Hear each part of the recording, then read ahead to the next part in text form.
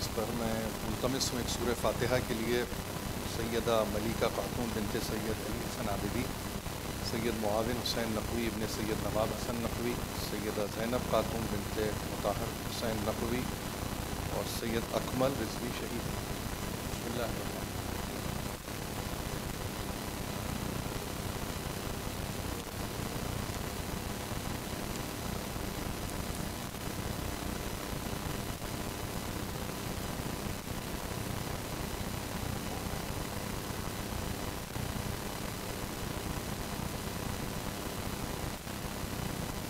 بابا سے بلند صلوات دیں۔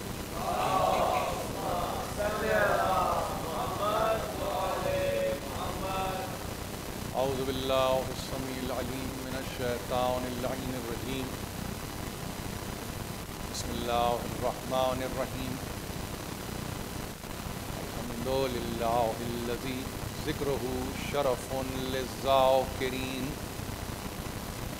طاعتہ نجات للمطیعین حمدہ عز للحامدین شکرہ فوز للشاکرین والصلاة والسلام علی سید الانبیاء والمرسلین ابی القاسم محمد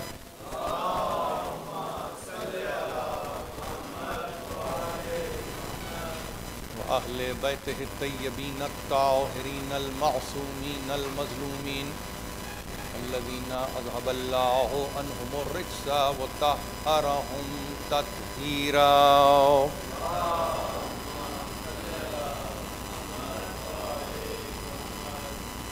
سامعین محترم، ایک مجلس و سلسلہ ایصال ثواب یہاں منعقد کی جا رہی ہے۔ دن ہے 10 رمضان المبارک کا، اور یہ مرنے والے کی فضیلت ہے کہ ایک ایسے دن کا انتخاب کیا گیا کہ جو موسوم ہے ام المومنین سے، جناب خدیجہ صلوات اللہ علیہا وسلامہا، اور ہمیں یہ موقع مل رہا ہے کہ ہم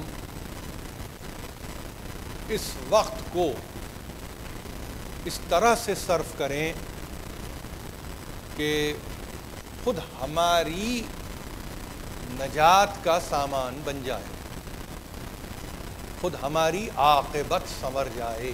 ظاہر ہے کہ ہم یہ تذکرہ اس لیے بھی قائم کرتے ہیں کہ جو گزر چکا وہ تو یقیناً اس ثواب کے تعلق سے منتظر ہے ہی، لیکن جو بیٹھے ہوئے ہیں اور جو خود اپنے وقت کا انتظار کر رہے ہیں، تو ان کے لیے بھی یہ محفل ایک ایسی محفل ہے کہ اگر کچھ اس میں سے مل جائے تو یقین جانیے عاقبت درست ہو جائے۔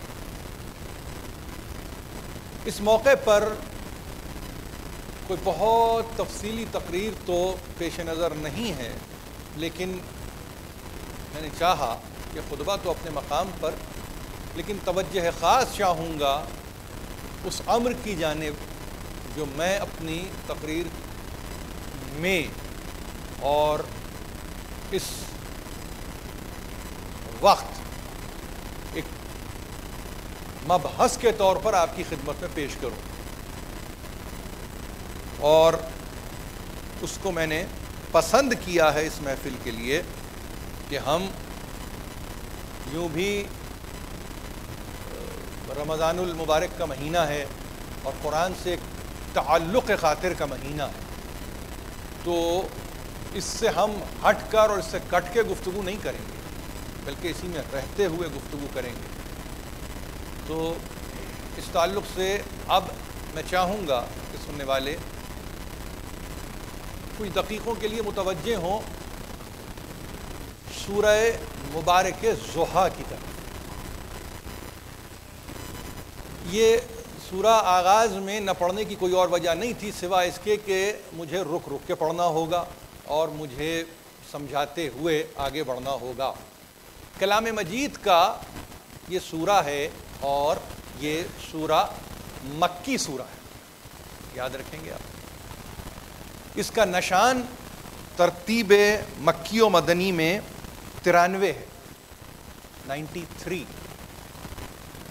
نزولی ترتیب میں اس کا نشان ظاہر ہے کہ 93 تو نہیں ہوگا، اس کا نشان نزولی ترتیب میں ہے 11واں۔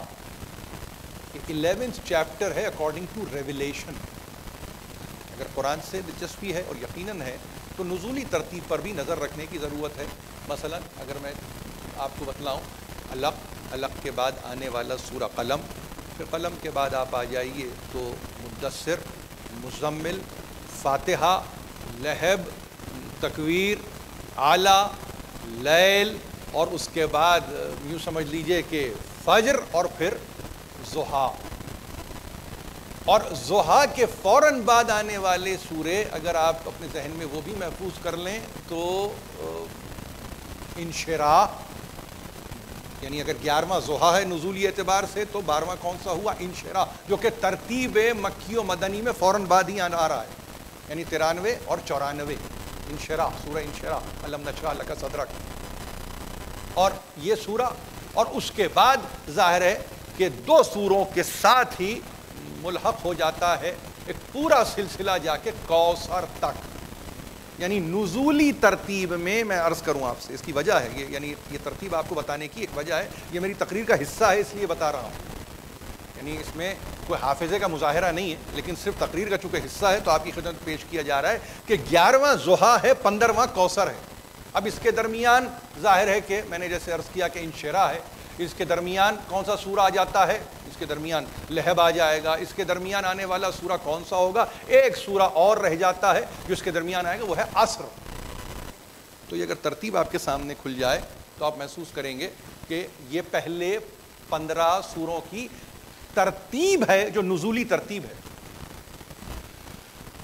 اور یہ سورہ، سورہ ضحیٰ، اللہ کے نام نامی سے شروع ہوتا ہے، اس میں ذات اور اس میں صفت کو لیے ہوئے، اور اعلان کر رہا ہے والضحیٰ واللیل اذا سجا۔ قسم ہے پہر چڑھنے والے دن کی۔ اب انگریزی کا ترجمہ کیا بائی دا نون، قسم کھائی، دوپہر کی قسم کھائی، لیکن ترجمے ہمارے پاس جو ہے مستعمل فی زمانہ، پہر چڑھنے والے دن کی قسم، اور رات کی قسم جب وہ چھا جائے، رات کی قسم جب وہ چھپا لے، رات کی قسم جب وہ ڈھانپ لے۔ یہ سارے ترجمے آپ کے پاس ہیں، سارے ترجمے، اس میں کوئی اختلاف نہیں ہے، اور یہ خاص انداز ہے قسم کھانے کا کلام مجید۔ قسم، والضحیٰ واللیل اذا سجا، ما ودعک ربک وما قلی۔ اے حبیب، تمہارے رب نے تمہیں بھلا نہیں دیا، تمہارے رب نے تمہیں فراموش نہیں کر دیا، تمہارے رب نے تم سے علیحدگی اختیار نہیں کی ہے، اور نہ ہی تمہارا رب تم سے ناراض ہے۔ تمام مفسرین نے کہا کہ اولین نے وحی کے بعد سلسلہ کچھ دنوں تک منقطع ہوا تو سرکار رسالت مآب کچھ گھبرا سے گئے اور پریشان ہوئے، اور اس پریشانی کو شیئر کیا ہے اپنی زوجہ سے، اور جناب خدیجہ سے اس حیرانی اور اس پریشانی کو شیئر کیا۔ کہا کہ اس کی ذات والا جناب سے یہ توقع ہے کہ ہر آن ہر وقت وہ مجھ پر اپنا فیض و کرم کرتا رہے گا، مگر کیا کروں کہ کچھ دنوں سے سلسلہ منقطع ہے۔ کس سے شیئر کیا؟ اپنی زوجہ سے۔ انسان کس سے شیئر کرتا ہے؟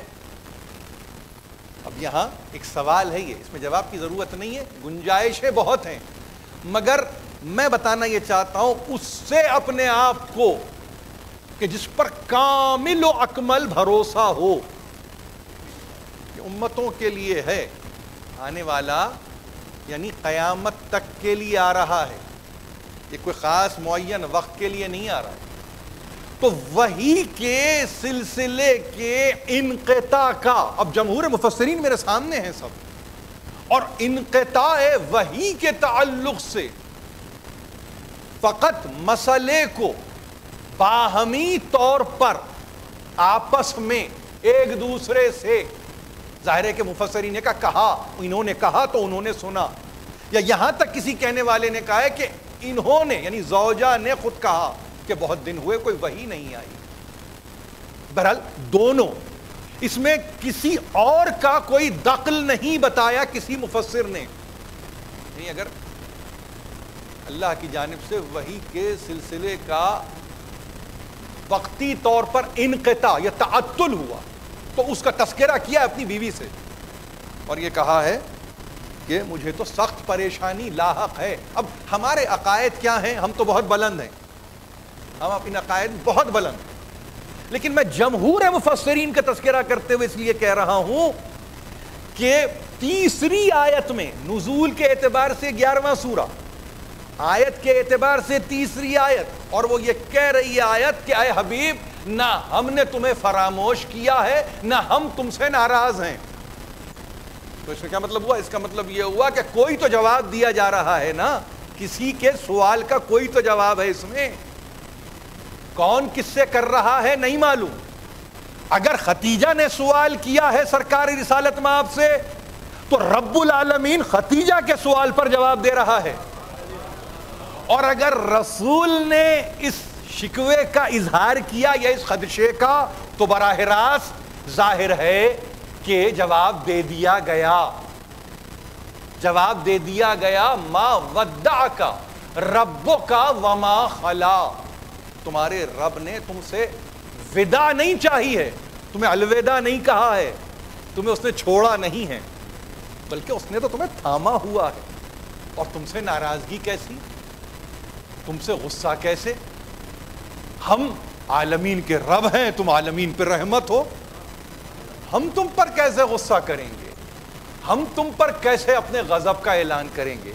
یہ ہم کر کیسے سکتے ہیں؟ حبیب پر کوئی ایسا کرتا ہے، دوست کے ساتھ کوئی دوست ایسا سلوک کرتا ہے تو ظاہر ہے کہ یہ آغاز ہی، اور مفسرین حیران ہوئے کہ جو جس طرز کی قسم کھائی گئی ہے، دن چڑھے کی قسم اور رات پھیل جانے کی قسم، یعنی تغیرات دہر ضروری ہیں، لیکن تغیرات دہر کے نتیجے میں کوئی یہ نہیں کہہ سکتا کہ اب وہ دوبارہ پلٹ کر نہیں آئے گا۔ صبح اگر تاریکی کا لبادہ اوڑھے تو یہ طے نہیں کہ تاریکی پر سب رک جائے گا، اور تاریکی اگر صبح کی شکل اختیار کرے تو اس کا یہ مطلب نہیں کہ ہمیشہ ہی صبح رہے گی۔ اگر کہیں کوئی ایسی صورت تمہاری طبیعت میں قائم ہو رہی ہے تو ہم قسم کھائے دیتے ہیں، ہم قسم کھائے دیتے ہیں صبح کے چڑھنے کی اور رات کے پھیلنے کی۔ جیسے تسلسل ان کا باقی رہے گا ویسے ہی جب تک ہم چاہیں وہی کا سلسلہ تم پر جاری ہو ساری رہے۔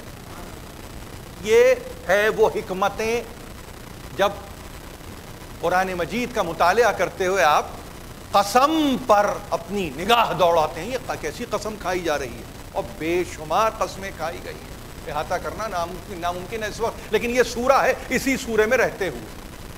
اور جہاں یہ فضیلت دے دے جمہور کے مفسر کہ بی بی پریشان تھی اور یہ کہہ رہی تھی کہ اللہ نے تو آپ کو بھلا دیا، اللہ تو آپ سے ناراض ہے۔ جمہور مفسرین اٹھا کے دیکھیے، اب نام لینے کی ضرورت نہیں ہے، جا کے دیکھیے۔ میں مطمئن جہاں جا کے ہوتا ہوں وہ یہ کہ خدا نے ختیجہ کو اس قابل تو جانا، کہ جہاں اگر خدشہ ہے، اگر کوئی خوف ہے، اگر کوئی بے چینی ہے، اپنے زوج کے تعلق سے کوئی بے کیفی ہے، کوئی بے اطمینانی ہے، کوئی ناراحتی ہے، کوئی قلبی ایسی کیفیت ہے جس کا وہ شکار ہیں، تو یعنی اگر اس پست فکر پر بھی میں اپنے آپ کو لے آؤں تو معاملہ میرے لیے تو بہت آسان ہو جائے گا، مجھے نہیں معلوم دوسرے کے لیے کتنا مشکل ہو جائے گا۔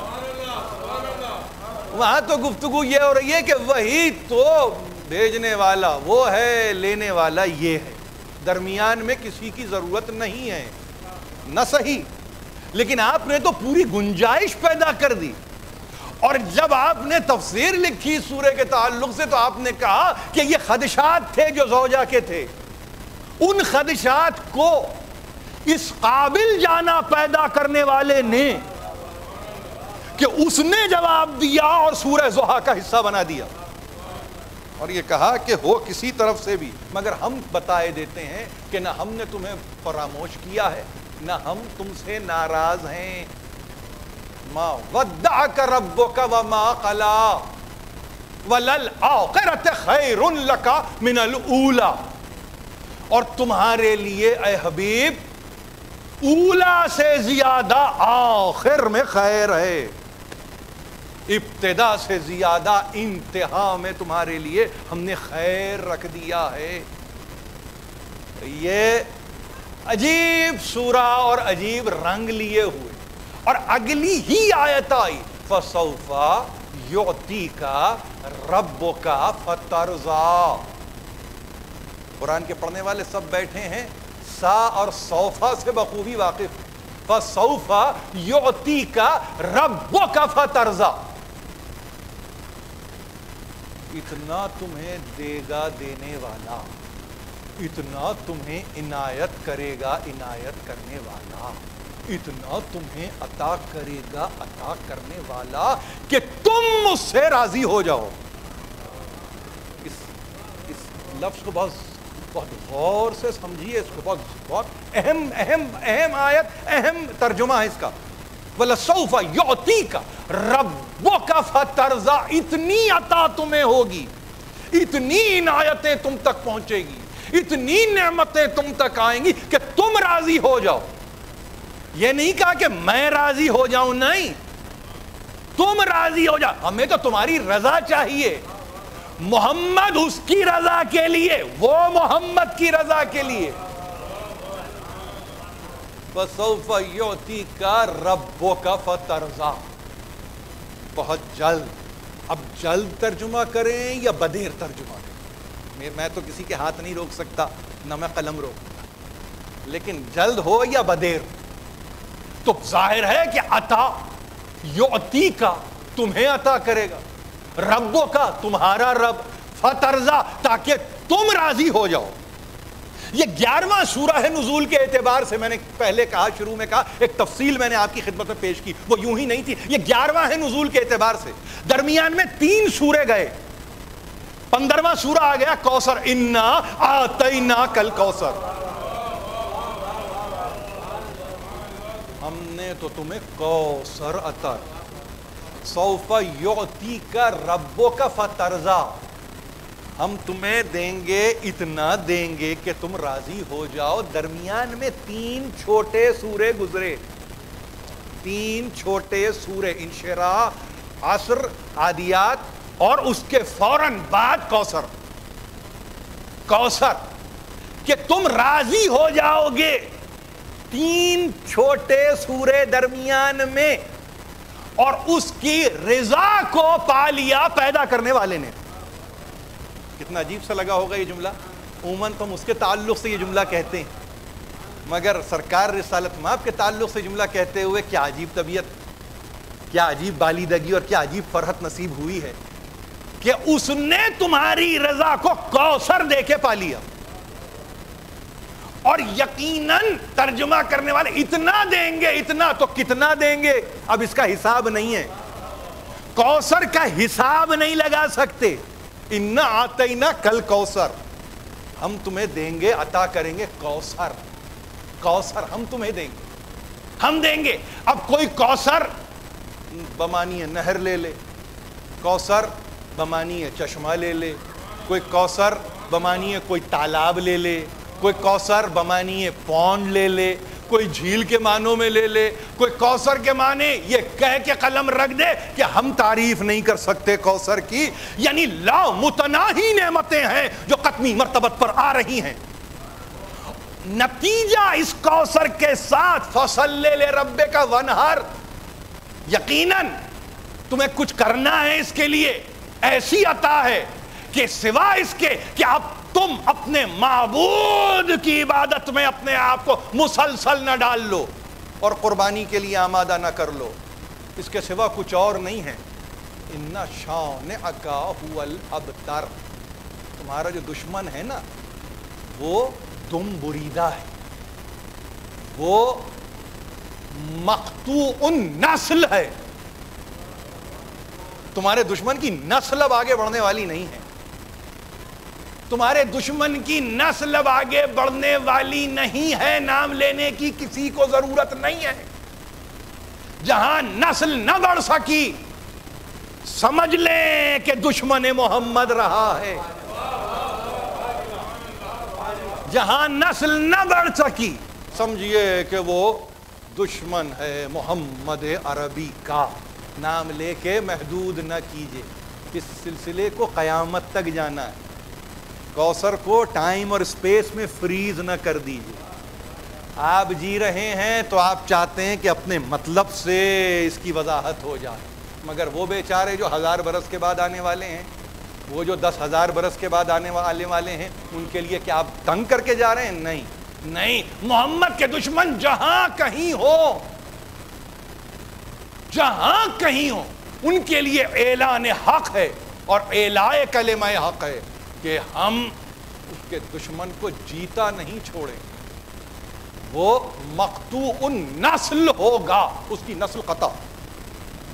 ظاہر ہے کہ میں نے اس کو ربط دیا ہے کہ جہاں ہم اس آیت کو پڑھ رہے ہیں کہ جس میں سرکار رسالت مآب کی رضایت کو پروردگار چاہ رہا ہے.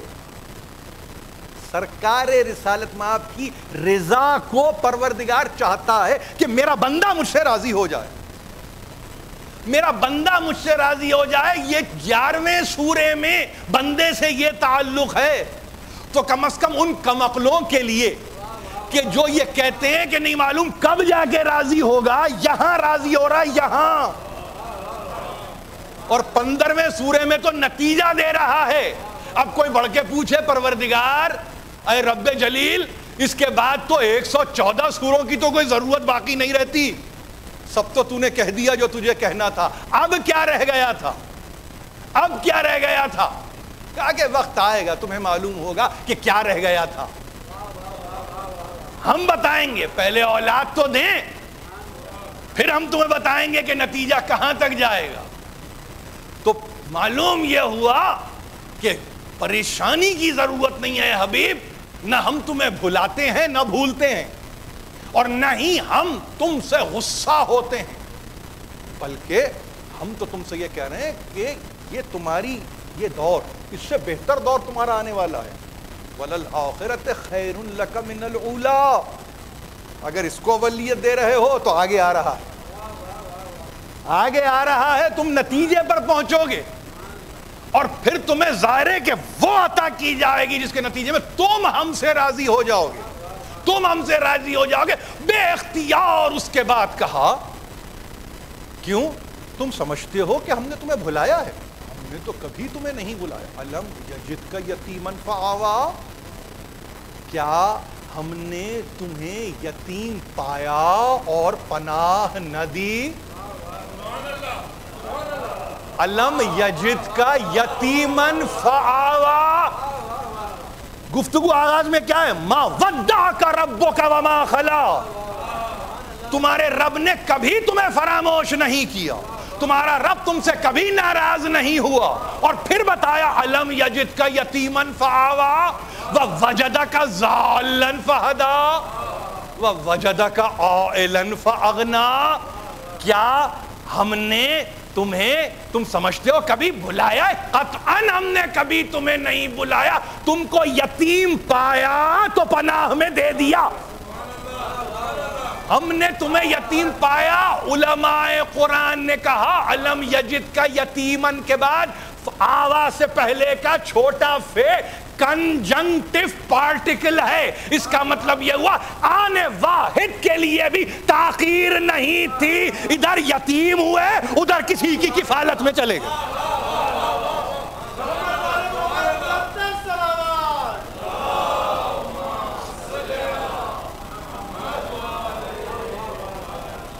نہ محمد کا خدا غافل, نہ محمد کا جد غافل. یہ آپ مجھے جملہ کہنے دیں گے, اس کی آپ مجھے اجازت دیں گے, اس منبر سے آپ مجھے اس بات کی اجازت دیں گے کہ میں کہوں بڑے سے بڑا مفسر آج جب حاشیہ لکھتا ہے تو خدا کی قسم کھا کے کہتا ہوں کسی اور کا نام ہی نہیں لکھتا سوا. اب دیکھیے کب طبیعت ہماری ایک سوا اللہ کے نہیں, یہاں سوا ابو طالب کے.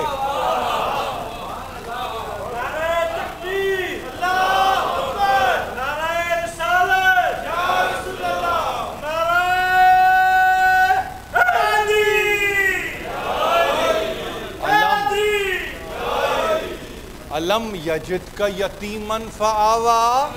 تم کہتے ہو تو سنو, جواب ہم دیے دیتے ہیں. ہم نہیں بھولتے, ہم ناراض نہیں ہوتے, ہم غصہ نہیں ہوتے. اور اس کے بعد 3 اوکیزنز بتا دیے, اور تینوں اوکیزنز میں اگر انسانوں کی زندگی میں یہ موقع آ جائے تو دل اور دماغ انسان کا پھٹ کے رہ جائے. انہی 3 اوکیزنز کا تذکرہ کرتے ہوئے کہا کہ جہاں عمومی قلب جسے برداشت نہ کر سکتا ہو, وہی اوکیزنز, وہی حال, وہی احوال بتا دیا. یتیم کون ہوتا ہے؟ یتیم یتیم وہ ہوتا ہے کہ جس کے سر پر صاحبہ نہ ہو, جس کے سر پر آسرا نہ ہو, جس کے سر پر شفقت کرنے والا کوئی ہاتھ نہ ہو. یتیم وہ ہوتا ہے کہ جس کی طرف کوئی کرم کی نظر نہ ڈالتا ہو. تم یتیم, مگر ہم نے تمہیں یتیم رہنے نہ دیا. یعنی خلائے یتیمی کو پر کر رہا ہے پروردگار ایک ایسی ہستی کے تعلق سے. اب جس کو کہیں دنیا مسلمان تھے, کافر تھے, مجھے کوئی دلچسپی نہیں. اگر طبیعت یہ چاہ رہی ہے کہ کفر کے سائے میں اسلام پرورش پائے تو یہ آپ کا دین ہے, یہ آپ کا دین ہے, یہ میرا دین تو نہیں ہے. میرا دین تو نہیں ہے. اس طرح سے پرورش نہیں ہوتی. زمین میں اگر صلاحیت نہ ہو تو تخم ڈال دیجئے, شجر نہیں اگتا. یہ تو شجر نبوت ہے.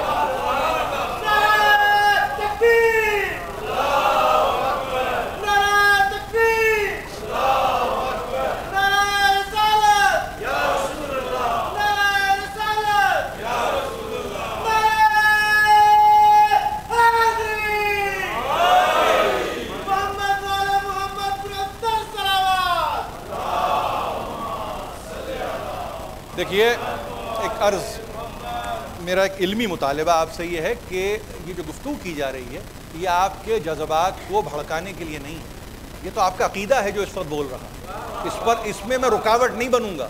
مگر آپ یقین جانیے کہ جو میں بیان کر رہا ہوں یہ ہمارے پاس علماء اسلام نے, جب میں اسلام کہہ رہا ہوں تو اس کا مطلب یہ بین الفریقین گفتگو کر رہا ہوں میں, کہ جنہوں نے اس سورے کی تفسیر کرتے ہوئے یہ لکھا ہے کہ پرورش اس نے کی, اس نے پرورش کی, مگر پرورش کنندہ ابو طالب رہا. پرورش اس نے کی مگر پرورش کرنے والا ابو طالب.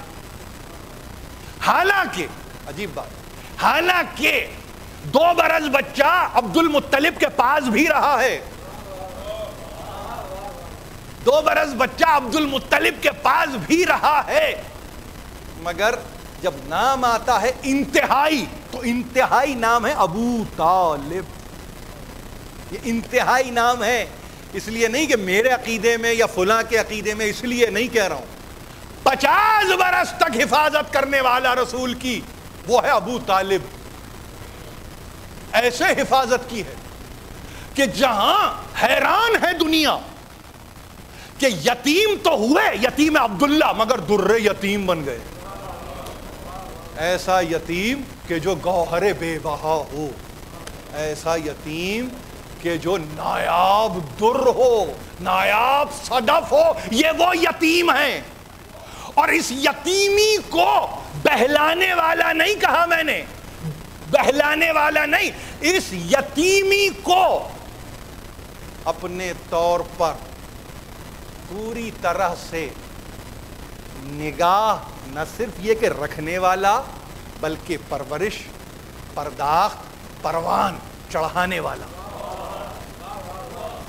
اپنے مقام پر یتیمی ہے, وہ سٹیٹس تو نہیں بدلے گا. یتیم عبداللہ کتابیں لکھی جاتی ہیں اسی عنوان کے تحت, در یتیم کتاب کا ٹائٹل ہے. یہ سٹیٹس نہیں بدلے گا, مگر معلوم یہ ہوا کہ یتیم کو جو پناہ چاہیے کہ اللہ سے پناہ, اللہ کی پناہ سے بڑھ کر بھی کوئی پناہ ہوتی ہے, مگر جب وہ اپنے دست قدرت سے یہ طے کریں کہ یہ ہے نعم البدل, یہ ہے نعم البدل. اللہ تو مجسم ہو کے آنے والا نہیں ہے, مگر جب اس کے دست قدرت سے انتخاب کرتا ہے تو یہاں ابو طالب کو کر لے, خیبر میں علی ابن ابی طالب کو کر لے. یہ تو اس کی نگاہ انتخاب, یہ نگاہ انتخاب ہے, اس میں کسی کو بھی دخل نہیں ہے, مگر within parenthesis, حاشیے میں, بریکٹس میں, ایسٹیرکس کے سائن لگا لگا کے سبوں نے نیچے لکھا کہ اس سے مراد ابو طالب ہے. کیا دل پہ گزرتی ہوگی, لیکن خارج میں ظاہر ہے کہ کوئی ایویڈنس بھی تو لانا ہے کہ یتیمی گزری کیسے, کہ کس کی پناہ میں گئے. ورقہ ابن نوفل کے پاس جا کے رہتے تھے, کیا یہ کہیں گے؟ نہیں, اس کے لیے تو ذہن تیار نہیں ہو. وہ جو غلطی ہو گئی ابتدا میں وہی بہت ہے, وہی بہت ہے کہ ورقہ ابن نوفل سے جا کے پوچھا, وہ بہت بڑی غلطی ہے. تو اب اس سے کہاں ختم ہوگی؟ تو معلوم یہ ہو کہ یہاں پہ تو گنجائش نہیں تھی. کہا کہ نہیں, پرورش ابو طالب نے کی. الم یجد کا یتیمن فآوا ووجدک ضالا فہدا. اور جب تمہیں, اب لفظ ضال نے گمراہ کر کے رکھ دیا بیچارے مسلمانوں. کسی نے لکھا گمراہ پایا, کسی نے کہا راستے سے بھٹکا ہوا پایا, کسی نے کہا گم شدہ پایا, کسی نے کہا گم گشتہ پایا, کسی نے کہا غیر معروف پایا. جتنے قلم تھے اتنے ترجمے آ گئے, اور سبوں نے یوں سمجھیے کہ بڑی مشق کی لکھائی کی, نئے نئے لفظ اور اس میں نئی نئی ترکیبیں ایجاد کی, اور یہ کہا کہ اس طرح سے رسول کو پایا کہ جس میں وہ بھٹکتا ہوا. یہ ترجمہ بتا رہا ہوں آپ کو, شبیر احمد عثمانی, بھٹکتا ہوا پایا تو ہدایت کر دی. یہ ہے ترجمہ آپ کے سامنے ہے, اور جا کے دیکھیے, میں تو نام لے رہا ہوں. مگر جب آپ اہل بیت کے دامن سے وابستہ ہو جاتے ہیں تو اسی لیے تو کہا ہے نا, صاحب البیت ادرا, گھر والا ہی جانتا ہے ما فی البیت, کے گھر میں ہے کیا. تو ایسے موقع پر رجوع کرنے کی ضرورت پیش آئی, اور کسی نے جا کے معصوم سے پوچھا اس آیت کی تفسیر میں تو ہم خود بھٹک رہے ہیں. الم یجد کا یتیمن فآوا ووجدک ضالا فہدا, اور تم کو ہم نے ضال پایا تو ہدایت کی منزل پر لا کے کھڑا کر دیا. کہا اس لفظ ضال کے معنی کو اگر سمجھنا ہے تو قرآن کو پڑھنا ہوگا. یہ کیسے تم نے سمجھ لیا کہ نبی بھٹکا ہوا تھا؟ یہ کیسے تم نے سمجھ لیا کہ نبی گم کردہ راہ تھا؟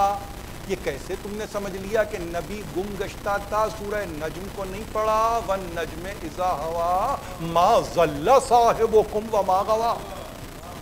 تارا ٹوٹا ٹوٹتے ہوئے تارے کی قسم، نیچے آتے ہوئے تارے کی قسم، ڈھلتے ہوئے تارے کی قسم، غائب ہوتے ہوئے تارے کی قسم، ما ضل صاحبکم وما غوا، تمہارا صاحب نہ بھٹکا ہوا ہے نہ بہکا ہوا ہے۔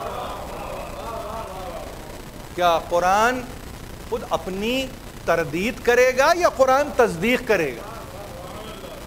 دیکھیے نا، یہ تو نہیں ہو سکتا کہ آپ یہ کہیں کہ ایک سورے میں یہ گفتگو ہو رہی ہے کہ تمہارا نبی، تمہارا صاحب تم سے نسبت دے کے تاکہ تمہیں اور اطمینان ہو جائے۔ تم ہو سکتے ہو مگر یہ نہیں ہو سکتا۔ ما ضل صاحبکم وما غوا، تمہارا رفیق، صاحب کے معنی ہے رفیق کے، تمہارا دوست کہتے ہو نا تم، تو سنو، وہ نہ بھٹکا ہوا ہے نہ وہ بہکا ہوا ہے۔ تو نجم میں تو وہ یہ کہے، اور آتے آتے ضحیٰ میں وہ یہ کہے کہ بھٹکا ہوا تھا تو ہدایت کی، یہ تو نہیں ہو سکتا۔ تو غلطی کہیں سمجھنے میں ہو رہی ہے، تو عربی زبان سے چونکہ ناواقفیت رہی تو معلوم نہیں، کبھی کبھی جو صحرا میں تنہا شجر کھڑا ہوتا ہے اس کو بھی کہتے ہیں ضال۔ صحرا میں اکیلا درخت، اس کا کام کچھ نہیں ہوتا سوائے اس کے کہ وہ سایہ مہیا کرے مسافروں کو۔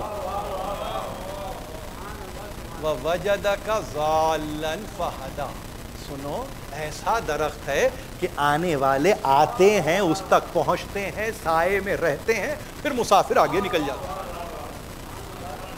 تمہیں ہم نے ایسا تنہا پایا تو سب کو تمہاری طرف راجع کر دیا، سب تمہاری طرف متوجہ ہو گئے، سبوں نے تم سے رجوع کیا۔ قرآن کو پڑھتے ہوئے گھبرانے کی ضرورت نہیں ہے، فقط لفظ کو لیں اور قاموس پہ جا کے کہیں کہ عربی قاموس میں تو ضال کے معنی گمراہ کے ہیں، تو صحیح ہے پھر تو ترجمہ، تم کو گمراہ پایا، تمہاری ہدایت کر دی۔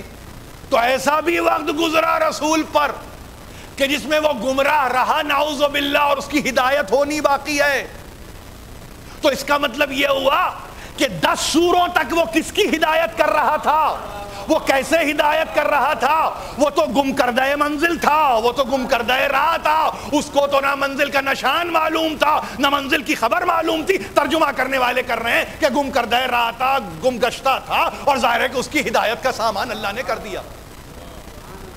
قرآن کو ٹھہر ٹھہر کے سنبھل کے پڑھنے کی ضرورت ہے، اسی لیے تقاضا میرا ہمیشہ سے یہ رہتا ہے، خواہ وہ یہاں دن کی تقاریر ہو یا یہ تقریر ہو، میں نے ہمیشہ یہ مطالبہ کیا ہے کہ رک کے پڑھیے، کیونکہ قرآن آپ سمجھ رہے ہیں کہ کانٹریڈکٹ کر رہا ہے، قرآن نہیں کرتا کانٹریڈکٹ، قرآن میں کانٹریڈکشن نہیں ہے۔ تو اب ایک منزل اور آگے، وَوَجَدَكَ عَائِلًا فَأَغْنَىٰ، اس نے تمہیں تنگ دست پایا تو اس نے تمہیں مستغنی کر دیا۔ میں نے کیا کہا؟ تین سیٹ آف آیات آپ کے سامنے ہیں نا۔ الم یجدک یتیمن فآویٰ، حاشیے میں لکھا ابو طالب۔ ووجدک ضالا فہدیٰ، پریشان ہو کے رہ گئے، کچھ نہ لکھ سکے۔ آخری منزل آئی ووجدک عائلا فاغنیٰ، تو اب مجبوری سی مجبوری کہ یہ تنگ دستی اگر ہے تو کیسے بتائیں کہ رسول تنگ دست، اور اگر غنی ہو گیا تو وہ کیا سبب تھا جس کے نتیجے میں غنی ہو۔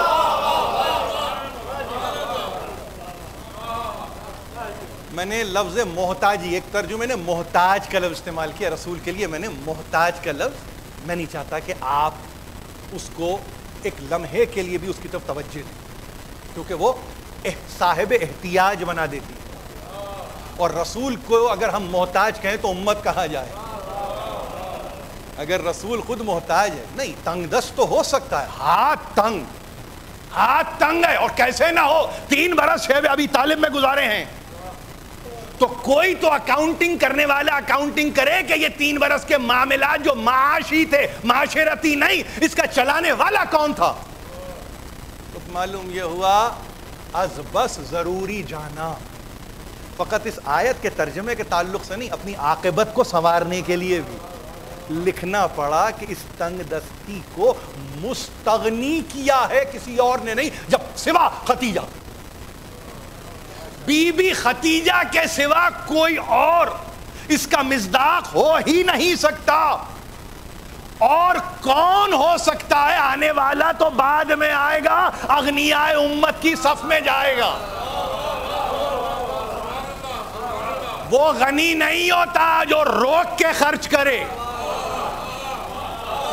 غنی وہ ہوتا ہے از روح لغت کہ اگر آخری درہم بھی ہے تو دے دے، یہ نہ کہے روک کے رکھتا ہوں پھر دوں گا، پھر کی منزل غنی نہیں بناتی، مستغنی نہیں کرتی۔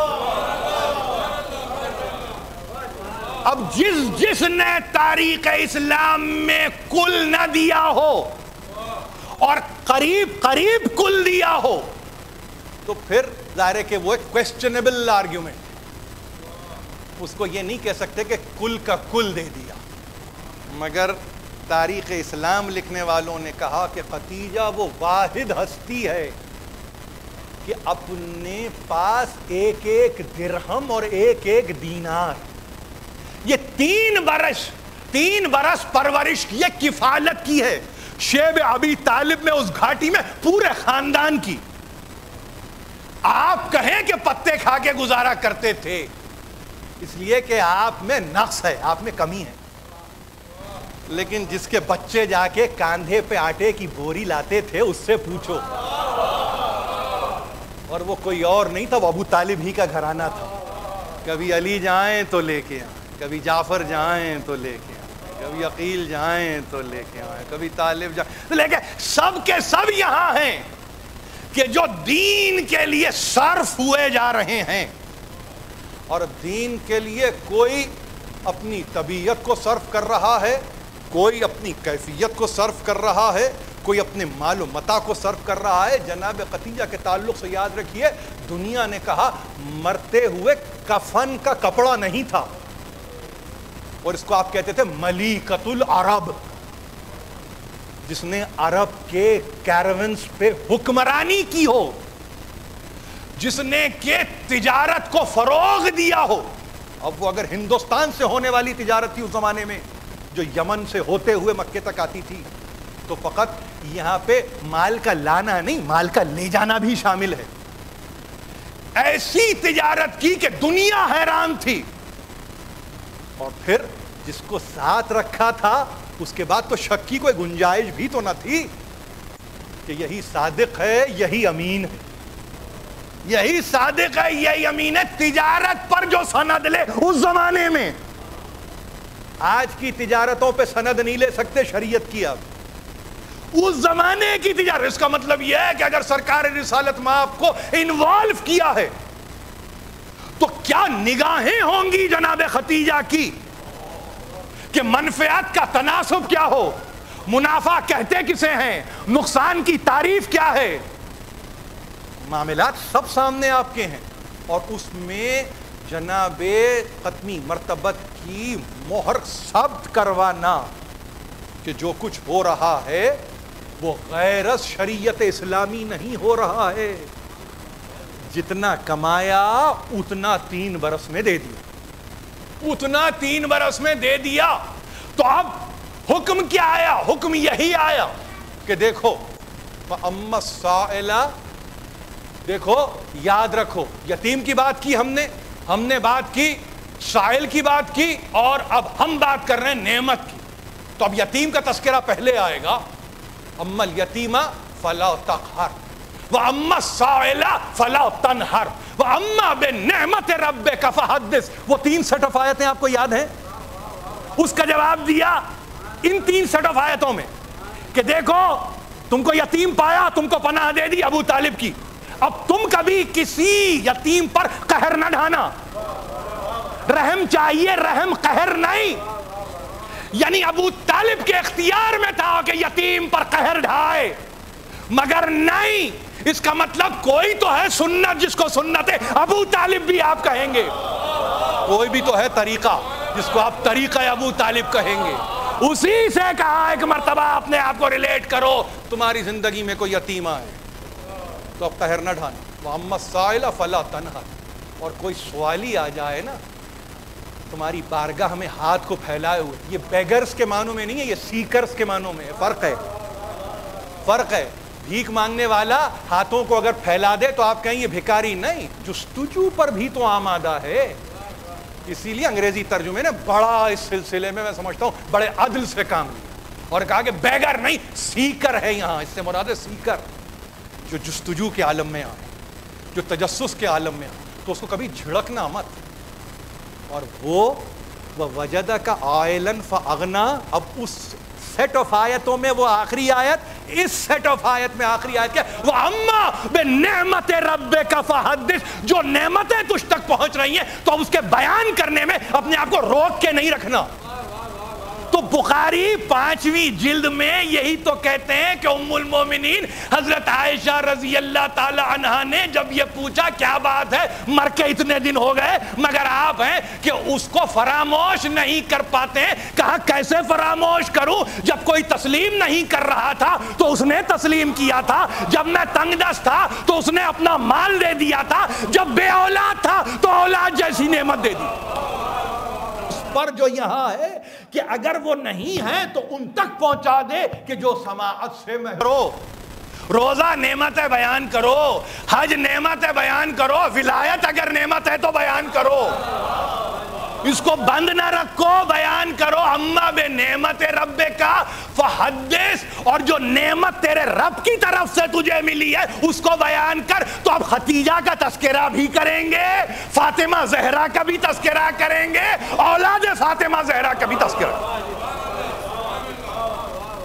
وَأَمَّا بِنِعْمَتِ رَبِّكَ فَحَدِّثْ. تقریر ہو گئی ختم.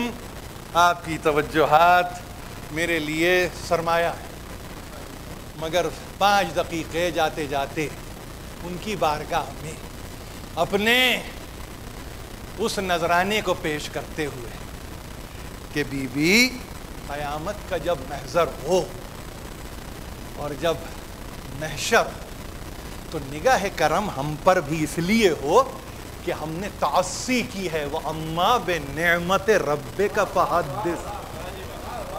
ہم نے برابر آپ کا تذکرہ کیا ہے, ہم نے برابر آپ کا تذکرہ کیا ہے, ہم نے کوتاہی نہیں کی. اب اگر کوتاہی ہو گئی ہو اور علم نہ ہو تو قصور معاف. مگر ہم کیسے نعمتوں سے اپنے آپ کو علیحدہ رکھ سکتے ہیں؟ رسول نے تو ظاہر ہے کہ یہ عادت ڈالی کہ آپ دنیا سے گزر گئیں, آپ کا تذکرہ کرتے رہے. اسی کو تو سنت کہتے ہیں, اور کس کو کہتے ہیں سنت؟ اسی طریقے پر ہم بھی چل رہے ہیں. رسول آپ کا تذکرہ کرتے رہے آپ کے گزرنے کے بعد, ہم آج تک آپ کا تذکرہ کر رہے ہیں, قیامت تک آپ کا تذکرہ کریں گے. اور کیوں نہ کریں, آپ نے وہ دیا, وہ کوثر عطا کیا جس کے نتیجے میں دشمن تو ہوا اب تک, مگر اولاد ہوئی خیر کی خیر, کل خیر کی منزل پر آئی, اور وہ ہمارے لیے نجات کا سامان بن گئی. تقریر ختم کروں. ایک وقت آیا دنیا نے کہا عارضہ تپ واقع ہوا تھا, مختصر سی بیماری تھی, مختصر سی تکلیف تھی. کبھی بھی یہ نہیں کہا کہ یا رسول اللہ تکلیف کے عالم میں ہوں, کبھی یہ نہیں کہا یا رسول اللہ زحمت کے عالم میں ہوں, کبھی نہیں کہا. بلکہ عجیب بات آپ سے کہوں کہ 5 برس کی بچی فاطمہ زہرا ماں کے پاس آ کے بس یہ کہتی تھی اماں صبر کرنا, اماں صبر کرنا. آج کا مورخ حیران ہے کہ 5 برس کی بچی نے اپنی ماں کو تلقین کی ہے صبر کرنا, اماں صبر کرنا. یہ 5 برس کی فاطمہ زہرا ہے. آخر وقت آیا ایک مرتبہ سرکار رسالت مآب پتنی مرتبہ تشریف لائے, آ کے بیٹھ گئے. اتنا کہا میری بچی کو تو بلاؤ. فاطمہ زہرا کو بلایا.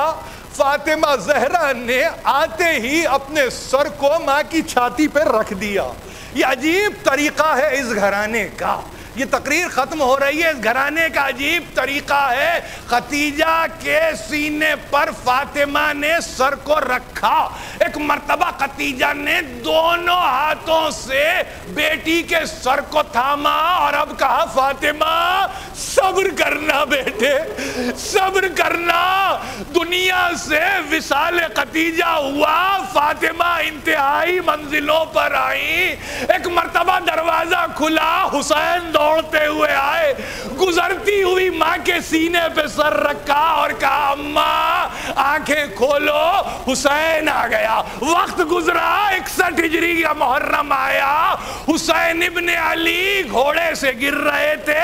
ایک آواز آئی حسین آنکھیں کھولو, اماں آئی ہے. کچھ دیر نہ گزری تھی حسین کا سر کاٹا گیا, لاشیں پر گھوڑے دوڑا دیے گئے.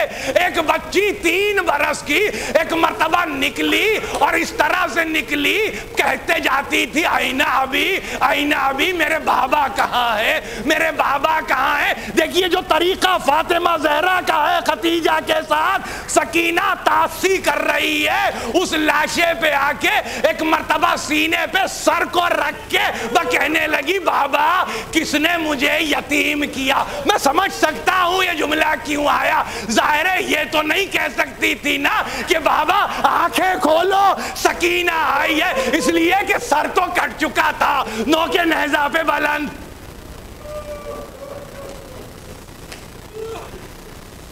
پروردگار اس قلیل توسل کو ہم سے قبول فرما. ہم میں جو پریشان ہیں ان کی پریشانیوں کو دور کر, ہم میں جو بے روزگار ان کو روزی مہیا کر, ہم میں جو بیمار ہیں ان کو شفائے کامل عطا فرما. عبید قریشی صاحب, یہ مومن کا نام میرے ذہن میں آیا, ان کی دعائے صحت کے لیے ملتمس ہوں.